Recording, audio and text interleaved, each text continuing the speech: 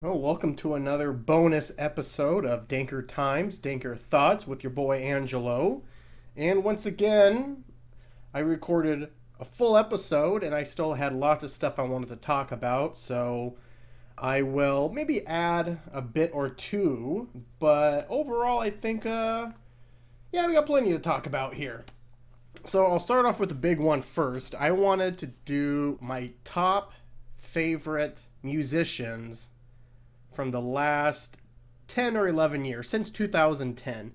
Now, the outlier for this would be the band or the musicians, the singer.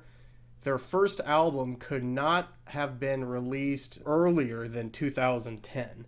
And so I checked a few of my favorites, and there was a few EPs and a few singles that were in the 2008s, 2009, so I had to kick some of them out. But I'll cover some of them later near the top of the list. I'm going to do, I think I have 10 here. Let's see, 1, 2, 3, 4, 5, 6, 7, 8, 9, 10. I have 10. Okay.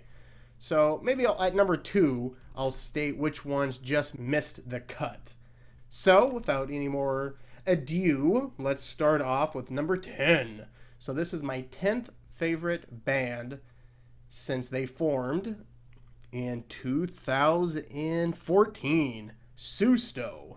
Susto. They're a small band from South Carolina, Charleston to be more specific. Indie rock.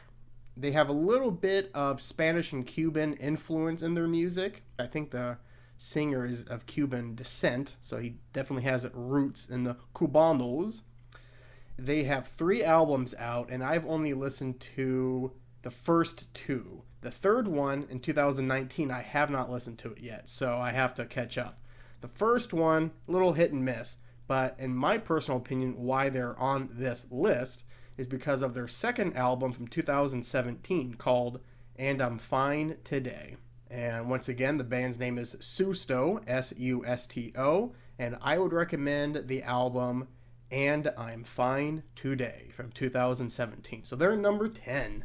Number 9, which may surprise some people, but I really respect her style of music. It's nothing really new, but it's unique enough for me to call it new. Billie Eilish. And you may think to yourself, oh, Angelo, she's so gimmicky. Yeah, and it's a good gimmick. I like Lady Gaga when she first came out with her gimmick. You know, Madonna had a gimmick. Britney Spears had a gimmick.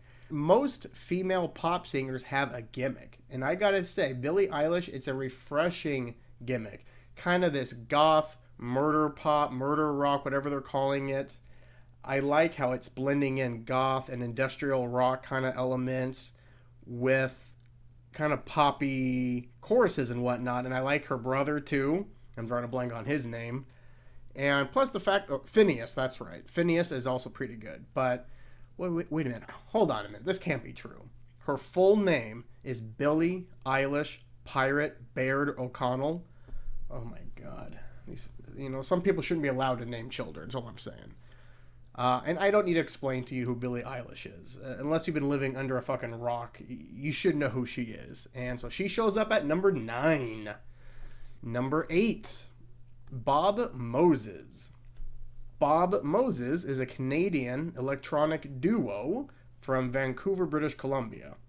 And they've been making music really since 2015. And the main song that I'm loving is Tearing Me Up. That's the song that kind of got me into Bob Moses. And then their third album, Desire, I fell in love with them. And they released a live album, which is from start to finish amazing. Now, you do have to like kind of, it is electronic music, but I would kind of call it alternative dance or indie dance. Some of their songs definitely has a house element to it, but I would say maybe it's progressive or deep house. You have to forgive me, I do work in music, so I do know these little niche genres. And I would check out the album Desire and Battle Lines and find the live album as well. Both amazing. And you're supporting a nice Canadian band. And who doesn't like supporting the Canadians? I forgot what number they were. Number 8? Yeah. So number 7 is Courtney Barnett. Courtney Barnett is an Australian singer, songwriter, and musician. Excuse me. She's known for her deadpan singing style with her witty, rambling lyrics. And I got to give it to her. I don't know of another singer that performs in that style. Witty, rambling, I would agree, but it all makes sense. And she really does tap into that millennial angst. And the fact that she can play all these instruments, and she's so good, and you just don't see many contemporary female rock musicians who can play the guitar as well as Courtney Barnett. I'm sorry, I just don't know if there are out there. I don't know them.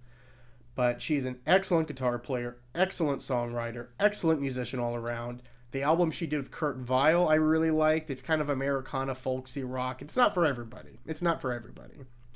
But of course, I would recommend her first 2 albums. If I had to pick one, fuck it, listen to both of them. She only has 2 albums. Sometimes I sit and think, and sometimes I just sit. From 2015 and 2018, Tell Me How to Really Feel. To me, that one's not as good, but it's still pretty good. She swept, I believe. Let me make sure before I say something stupid. Well, she was nominated for a bunch of Australian Music Awards. I don't know. She's awesome. I really like her. And she's sitting there at number 7. Number 6, we got Travis Scott, the rapper. His real name is Jacques Bouman Webster II, so I understand why he went with Travis Scott. And sometimes Travis Scott is spelled with a $sign in the name Travis. I would have done it with the S in Scott, but what the fuck do I know? And he is one of the few, I would say, trap, mumble, hip-hop, rap singers that I really like, because maybe it's just me showing my age, but the mass majority of trap music all kind of sounds similar to me. For instance, Future, I like some of Future's songs, but when I listen to maybe 5 of his songs in a row, by song 3, I'm like, these all sound the same. All you really need is 2. And you could go down the list of trap singers. There's very few that I like. Lil Yachty, sometimes, but he's a little bit more poppy. Lil Uzi Vert, same thing. But I gotta say, overall, Travis Scott is my favorite. And I believe his big breakthrough album, let me find that one here, was Astroworld, if I'm not mistaken. Let me make sure I'm not talking out of school here. Astroworld was a Dank album from 2018. Oh, I forgot about the Jack Huncho album. That one was so-so. But check out Travis Scott. I'm sure you've heard his music. I'm sure you have. Okay? He's very popular. So that was number 6, I believe. Number 5. Yeah, I'm at number 5. Fontaines DC. Fontaines DC I've talked about, I think, on one of my very first podcasts. I think I've talked about Bob Moses, too. Talked about a few of these bands. But Fontaines DC are a Irish post-punk, punk rock, I don't know. They're definitely post-punk. And they were formed in Dublin in 2017. And I believe I heard them shortly thereafter, like maybe 2017, 2018 on KEXP. By the way, KEXP is the best fucking radio station in this entire area, bar none. Let's see. Let me pull up the albums here for Fontaines DC.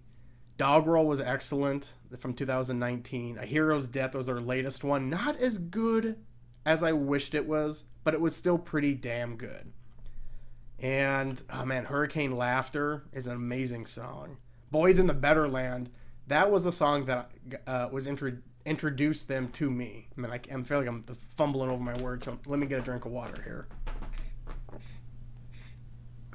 There we go. Oh, what's up, LaFonda? But yeah, Boys in the Better Land was the first song I heard by Fontaines DC, and I immediately fell in love with their sound. Went home, downloaded all of their music I could find, and an instant favorite was born. Now, the reason they're not higher on this list is because they've only released 2 albums, and the second one was pretty good, but not as good as I wished it was. But Doggerel, amazing, from 2019. So that is Fontaines, Fontaines, DC, like Washington, D.C. Amazing band. Amazing. Now we get into the heavy hitters. Number 4. And I just got to say, it was very hard to distinguish number 2 from number 4. These next 3 musicians, bands, there's not much separating them. I have a clear-cut number 1. I really do. Number 1 is one of my old-time favorite musicians since I've heard music. And I can't imagine I'm not going to like this person moving forward. Every time my top musician releases music, I immediately buy it on vinyl. I'm that much of a fan. But these first 3, it's really hard. It's almost like I got 2A, 2B, and 2C. But for the sake of the list, I did list them numbers 4, 3, and 2. So, again, with not much separating them, number 4 is Perfume Genius. Oh, Jesus. I listen to probably a Perfume Genius song at least once or twice a day. And it's hard not to just vibe out and just get into your imagination with that music, maybe light up one. And at the very least, it's impossible not to dance a little bit to Perfume Genius. Now, Perfume Genius is the stage name for Michael Alden Hadreas. He's an American musician, and his music explores topics including his sexuality, his personal struggles with Crohn's disease, domestic abuse, and overall the dangers faced by gay men in contemporary society. Now, of course, I think, like myself, everyone heard of Perfume Genius when his song, what's his big fucking song that was on the show Girls? Queen? Not Queen. What the hell is his big song? It's really pissing me off here. It's really pissing me off. I hate that I can't think of his big song. Yeah, Queen. Motherfucker, why don't I trust myself? Yeah, Queen, I believe, came out in 2014 or 2015, and it was in a Girls episode, and it was on one of the few good episodes of that show. Don't get me started on that fucking trash show on HBO, Girls. They spit in that general direction. But ever since I heard that song Queen, I thought, who the fuck is singing this? And Perfume Genius feels the niche in my musical taste that is kind of the androgynous dream pop, that David Bowie, Freddie Mercury, Meatloaf, extravagance, that Prince is another good example. Just wear makeup, wear fancy clothes, and just let yourself loose, kind of into an alternate persona or something. And I fucking love Perfume Genius. He has so many bangers, man. And some of his songs are just fucking sad as a motherfucker. But Jesus, they're good. So I would recommend probably checking out... I mean, they're all so good. I mean, his last album was excellent from last year. Set My Heart on Fire immediately. Put Your Back Into It, maybe. Too Bright from 2014. Too Bright is probably a good introductory one. But even the one after that, New Shape. But I think let me back up. I'm so excited I'm talking over myself. A good introductory album to Perfume Genius is his album Too Bright. I could keep talking on and on and on about Perfume Genius, just as much as I can talk about the next one at number 3. And the fact that I'm saying that this band is my number 3 favorite band since 2010 kind of pisses me off, because they should be number 1, but then I remember who my number 1 is, and I'm like, well, this should be number 2, and then I see who my number 2 is, and I'm like, fuck, I don't know. So this is where it gets really tough. You know what? Fuck it. I'm going to say 2A and 2B. There is no 3. So my second number 2 is the 1975. Oh my God. And just saying that makes me want to throw up out of anger, because they really should be number 1, but they're not. They're not. Words cannot describe to you how much, I would say, 5 or 6 songs from the 1975 mean to me. There's a few songs that they perform that, I'm not being dramatic here, but they make me cry every single time I hear them. Or at the very least, if I don't cry, I do get teary-eyed, and I get emotional. There's a few songs that do that from the 1975. They're an English pop band. Now, this is where there's a little controversy. This is where it gets a little controversial. Technically, They formed and were performing roughly from 2002 until 2011 before they really got the main band together.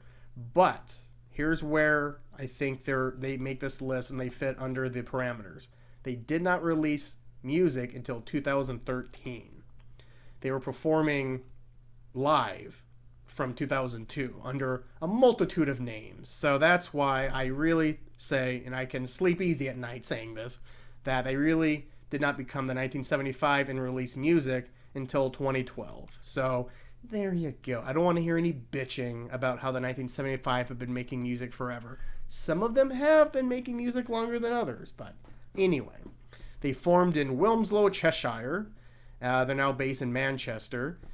And they've been playing music together since secondary school and as teenagers. So it's such a clean sound because they've been playing together for so long. And they're young too. I don't think any of the singers are over, and maybe in their mid-30s. Let me see. Where's the main singer here? Oh, I can't find, but it doesn't matter. It doesn't matter. But I have never heard a band. Well, I take that back. They're definitely influenced by a lot of major bands like Genesis, I would argue, Journey, and a lot of arena rock. But they do have a fresh new sound, and they can make really any type of genre sounding of music. I mean, obviously rock, but then they can bring in pop, and then they can bring in all the realms of different kinds of pop and rock. And you feel like no matter how many times you listen to the music, you just see so much room for more growth. Like, they can really make any kind of music they want, and it's gonna sound fucking amazing. So I would say a good introductory album would be... Oh God, even their first album was excellent. But I would say for 2016, I Like It When You Sleep, For You Are So Beautiful Yet So Unaware of It. I know it's a mouthful. I know. But even their self-titled from 2013 is good. The 2018, A Brief Inquiry into Online Relationships, masterpiece. But it's a little too much, in my opinion, for a first-time listener. And even their latest from 2020, Notes on a Conditional Form, excellent. And the more I listen to it over the years, it may become a classic, at least to me. But I would say a good introductory is from the 2016, I Like It When You Sleep, and then there's a bunch of other shit. It's a long fucking album. I get it, Matt Healy, that's the lead singer. Who's, by the way, I think his parents were famous in England back in the day, but it doesn't matter. Do you need those long-ass titles? Jesus, my voice is going here. So, a close second is Churches. Now, sometimes the U in Churches is a V, but it's a play on words. We get it. Now, the reason I struggled so hard between the 1975 and Churches is because everything I said about the 1975, I can pretty much say for Churches. But the main difference is I'm in love with the lead singer of Churches. At least I'm in love with her voice. But she is a beautiful as is. And just her attitude. I love it. Just her fucking spunk and her fuck you attitude. I love it. So if you don't know, Churches is a Scottish indie pop band from Glasgow, formed in 2011, and they released their first album, I believe, in 2012? Yeah, 2012. 2013. The Bones of What You Believe. And this is why they're higher on the list than 1975 is. The 1975 has 4 albums. Churches has 4 albums. The main difference is Churches is more consistent with their music. Consistent meaning they all sound good. And that's the one thing on the 1975 that's a knock on them, is the mass majority of their music is excellent, but every now and then, because they're so diverse, they make a weird track or just a weird, or the lyrics are weird, or it's too bubblegum pop, or it's, they're trying to do something different, and I gotta give them credit, but it doesn't sound good to me. On the flip side of that, Churches, they do that as well, they're not as wide-ranging in their musical tastes as the 1975. they really do hold dear to their, synth pop, synth wave, indie tronica, indie pop, electronic dance. They really don't deviate from that. But goddamn, are they good? And my God, I got Lauren Mayberry. She's almost like a mixture of the singer from the Cranberries, who, rest in peace. But she just has her voice is just so perfect for the synth pop sound of churches, and just her personality and just her, as a real person is just makes it so much. Just makes the band, who's already great, so much better. And they even let some of the back players release hits too on the albums. It's not all her as a lead singer. Sometimes she lets the boys sing because the other members in the band are all boys. But my God, she's a soprano singer, and you can absolutely tell when you listen to Churches. So it's hard, but I will have to give the Churches the edge over the 1975. But it's so close. It's so close. But for my number one, we're going to wait a second, and we're going to talk about the ones that just missed the cut. First one that just missed the cut, Kendrick Lamar. I would say I'm 75% a Kendrick Lamar fan. I would definitely put him in my top 10, though, since 2010. However, unfortunately, he was releasing, I believe, singles and EPs and mixtapes since the mid-2000s. So I had to cut Kendrick out. But he's still an excellent, excellent singer. And if I was doing the last 15 years, he may have made the cut. Maybe.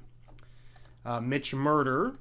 He's a giant chillwave musician, and I don't think there is a better synthwave, chillwave, whatever you want to call it, musician since 2010 than Mitch Murder. He would have made the list easily. However, he had an EP from 2009, and it was a pretty big EP, which is why he's so popular, because he releases music throughout the year. So Mitch Murder just missed the cut. And another big one, and this guy may be top 15 favorite musicians of all time. Of all time. Tame Impala. Or as I like to call my boyfriend, Kevin Parker. I don't know if there's a band. Well, there's maybe My Morning Jacket and maybe War on Drugs. But Tame Impala has to be my easily my favorite. Oh, God, it's hard, but he's definitely in the running for my top band since the year 2000 at very least. But like Kendrick Lamar, he did release music and some extended plays and some singles in 2008, 2009. So sorry, Tame Impala, you just missed it. And lastly, Childish Gambino, another great singer. Awaken My Love and Redbone. Was it Redbone? No, Redbone was the song on Awaken My Love, because the internet, awesome. The Summer Pack from a couple of years ago was good. I mean, so many good ones. But like Kendrick Lamar and some of the other singers, he had mixtapes and EPs before 2010. His first was from 2006. So, 2005. I apologize. I hate a lot of mixtapes in 2005. So, unfortunately, Childish Gambino, or should I just say Donald Glover? You're an amazing singer, an amazing performer, and a somewhat decent actor. Somewhat decent. And a few bands that just missed the cut that fit the parameters, but they're just not quite there yet, in my opinion. Post Malone. I love Post Malone as a person, but sometimes his music, I don't know. He does have about 5 songs that I like. So maybe he may be number 11. Idols just missed the cut. Idols, IDLES.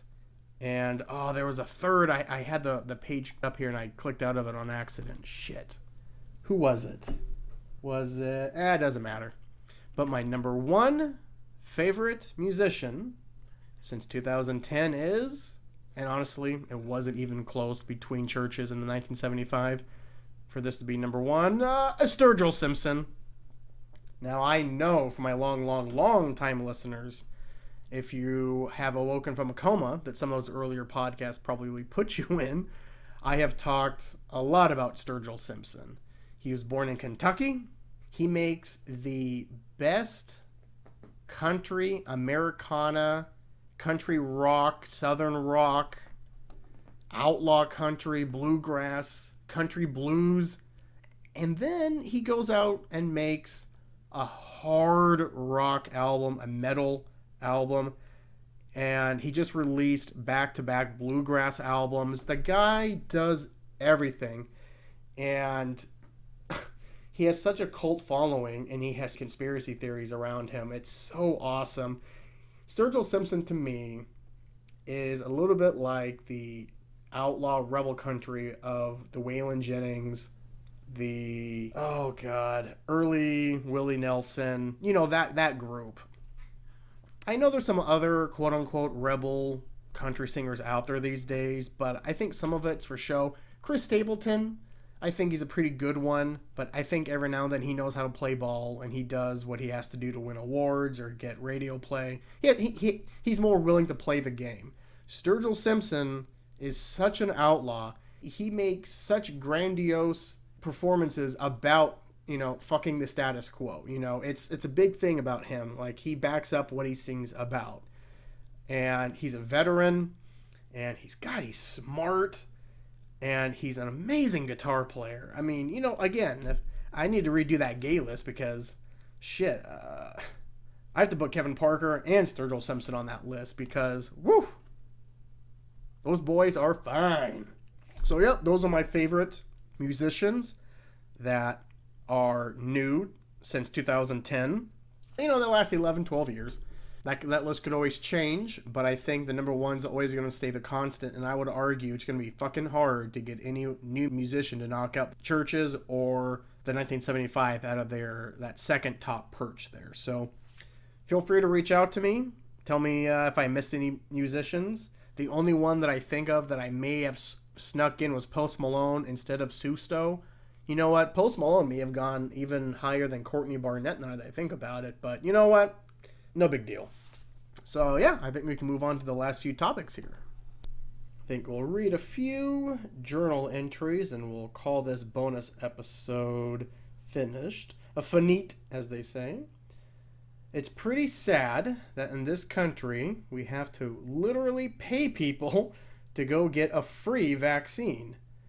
California is giving away millions of dollars for people to get vaccinated, while in most parts of the world they would literally do anything to get those vaccines that we take oh so granted. I think I misspelled that. We take for granted, I think is what I meant to say. Yeah, I know here in Washington the vaccine lotto is happening any day now. And, you know, yeah, it is kind of shitty that, you know, and arguably the greatest nation that's ever been, there's a large amount of people that flat out refuse the vaccine. And, you know, those people, well, before I dig into those people, I don't blame people. I don't judge them too harshly if they haven't been vaccinated yet, but they plan to, but they think it's still too early. There's still too many unknowns. You know, they still have questions. Those people, it's hard for me to get mad at because I can understand where they're coming from. I decided to trust the experts. I decided to trust my doctor, and I got the vaccine as early as I could. I also had some questions about it, but I felt like those questions were sufficiently answered. For others, maybe not so. I don't begrudge those people that decision because as long as they say, I plan on getting it once I know X, Y, or Z, or maybe some time goes by, we can see if there's any side effects, blah, blah, blah, blah, blah. Whatever excuse they need, as long as they're going to get it eventually, I don't have a problem. And as long as they're following the guidelines still, wearing a mask, 6 feet between people, no large gatherings, that's fine. That's fine. The people that I don't feel bad for are the ones who just flat out refuse the vaccine. Now, the asterisk there is if it's for religious reasons, like the Jehovah's Witnesses and the Mormons. Yeah, you know, they don't get flu shots though, so it's like it's part of the religion. You really can't tell them what to do. You can't force them to get it. And so that is literally their cross to die on. But the people who just have the conspiracy beliefs, or they believe it's all a hoax, or they believe that it's not so bad, that, they just have these weird things, or they think it's a political thing, so they think they're sticking it to the libs by not getting the vaccine. I think in a few months, those people that have not been vaccinated yet for that very reason, or those reasons, and they end up getting it and dying, which, hey, you won't hear me crying too much.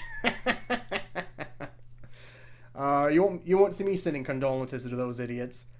But I think in about 6 months' time, that would have been ample time for everyone who's going to get a vaccine to get one. I believe the vaccines have been ready now for about a month and a half to 2 months. I believe I've been fully vaxxed for almost a month now. So I think 6 months from now, if you're not vaccinated, you got to screw loose. And if you get COVID and you die, or you get COVID and you give it to someone who then dies, you should be treated differently than someone who just accidentally got the flu, So I feel like in 6 months' time, every single day, at the end of every 5 o'clock news, it could be national, it could be local, have it be play on Fox News, CNN, whatever cult TV you watch. After every hour, they should have, and these are the following people that died from COVID who did not get a vaccine shot. And then we can see their names scroll on the television, and in the background, you can hear canned laughter like you're watching The Big Bang Theory. I would love it. I would love it. And if you really want to go extreme here, obviously I'm joking. You can hear by the sound of my voice that if someone who refused to get vaccinated for conspiracy reasons or for stupid reasons, if they catch it and give it to someone who then dies, I really think there should be a question whether or not that person should be held accountable for murder, because that could have been prevented. That could have been prevented. But you didn't do the common sense thing, and now someone's dead. Why would you treat this person any different than someone who had maybe one too many drinks and accidentally killed a pedestrian driving? I don't see much of a difference, because I'm not thinking a lot about that statement. I said it, and I'm going to stand with it because I'm an American. And I've smoked a little bit, and LaFonda is being very, very pushy right now. So that's what I said, though. There's no difference between a asshole catching COVID and giving it to an old granny who dies and a DOI person who killed a bystander. So, no difference at all.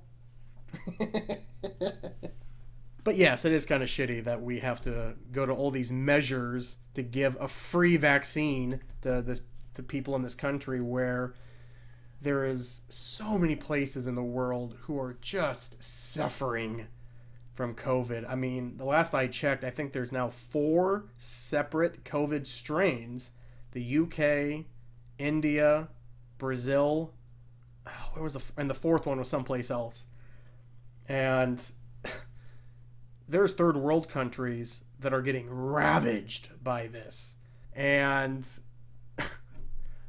to give Joe Biden some credit, he is sending over millions of vaccines over to those countries, which is great. But holy shit, in this country, we have it so good. We're so fat and lazy. In about 20 years, we're going to be like those gelatinous fucks in that movie WALL-E. But yeah, it's pretty sad. Pretty sad. This is how great civilizations fall. Shit like this. All right. Next journal entry. Why don't job applications or job listings ever put how much the job will pay? Oh. It's infuriating to get excited about a potential job, then only find out it pays way below what you want or need. The whole idea of, we don't want to hire someone because they only want to work here because of the money, is stupid. Go fuck yourself. Oh, yes. But yeah, why, I don't know why that would be why is that such a taboo thing? Like, I remember when I was unemployed, some of the worst days of my life, it was damn near impossible to find a job posting that actually said, by the way, here's your starting pay if you get the job. I would find that very refreshing, and I understand that would attract people who are in it only for the money. But then I would say, who cares? If they're doing the job, who gives a fuck what their intentions are? As long as they get the job done and they're not stealing from you, fucking hire them. But I remember there's a few jobs that I liked that I came close to getting, or I actually got approved for, and then I was told how much it would pay, and I said, I can't live off this. This is less than unemployment. At that time, I believe I was making $11 or $12 an hour, or an hour on unemployment. I think that's how it worked out. I don't remember. It wasn't $15 an hour. It wasn't whatever the minimum wage was. I would say like 2007, 2006. Is that when I was unemployed? No, 2009. I don't know. I gotta be honest, guys. From 2005 on, life's been a goddamn blur. I don't know what happens anymore. But I vividly remember how frustrating it was to get that call from a job that you really wanted. They told you got it, and then you were told to pay, and you're like, you have to tell them, are you serious? I cannot live on that. I'm making $11 whatever on unemployment, and you're offering me $9 an hour? Well, yeah, but in 6 months, you have the opportunity to bump it up to like $10 an hour. You're like, fuck you, man. At that time, people, I had a college degree, living at home with my father, just got fired from a job, and every day was a goddamn struggle. And so you got your hopes up for a job to only being crushed. Costco offered me a job that, in hindsight, I probably should have taken, but it was such a low-paying job that I thought it was insulting that they were paying me like $8.75 an hour, way less than unemployment, and I had no guarantee of any kind of benefits, any kind of insurance for, if it was 6 or 8 months. And I understand you have to start at the bottom and work your way up, but shit happens all the time in life. What if you're in that 6 to 8 month span and some shit goes down and then you're fucked and it was all a waste? No, don't give me that shit. Tell people what they're going to make. Tell people if they're going to get insurance right away. Be honest about it. And you will get the best people applying. I believe that. And then you can choose to be more picky. That's all I'm saying, people. So go fuck yourselves if you don't do that. Now, maybe they do that now. I am a little out of touch because I've been working at my current job for, 7 years in August, I think. Those are 8 years in August. It doesn't matter. Yeah, LaFonda, I know. It's almost quitting time. I know. So yeah, I don't get it. If you're looking to hire someone, just be upfront with people. I think they would really respect that. And especially post-COVID, people need to know shit. People need to know how you treated your employees during COVID. I think that's going to be a big thing moving forward is I don't want to work for a company that treated their employees like fucking garbage during the pandemic. And you see that already. Some of those shit jobs are complaining, nobody wants to work here. You mean nobody wants to leave home where they've gotten quite used to life living at home and going back to working a $9 an hour job and you're surprised? Go fuck yourself in that ivory tower. Anyway, I could keep going, but I think it's a good time to wrap this up. I think we're almost at a full length of another fucking episode. This is supposed to be the leftovers again. The scraps of last week's podcast. But, yeah, I'll wrap it up like I do every podcast. I love y'all. Thanks for listening. Don't do anything I wouldn't do. And, one last thing. I do got to give a quick shout out to one of my listeners, Monda. She reached out to me, gave me some big props on the podcast, told me all about how she plays it for her friends and family in Germany. So I have international listeners, which is, hey, no complaints over here. But I needed to hear that because ever so often I think to myself, why am I doing this? Is this worth it? Is this kind of sad? Do people listen to this out of charity? You have all these thoughts that you're not good enough or you're just wasting time. There's things you could be doing to better yourself rather than getting high and getting on a podcast talking nonsense. Whenever I have those conversations with myself or those thoughts, it usually boils down to, well, I'm still having fun. I'm still enjoying it. I assume people are enjoying it.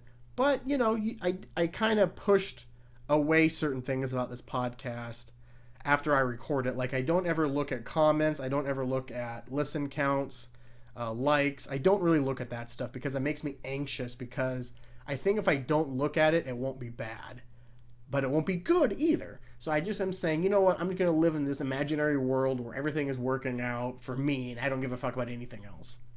But you do have those thoughts of, well, I don't know if I'm just spinning my tires here. Am I even enjoying this? Am I even having fun anymore? So when I get that nice message from Anda telling me how much she enjoys it, she loves it, but all these great things, it makes me feel really good. It really does. So thank you for reaching out to me.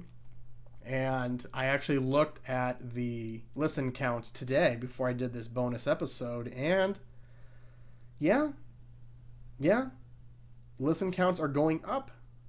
I'm still, on a scale of 1 to 10, I think this podcast is probably a 2. And that's being generous, I would say.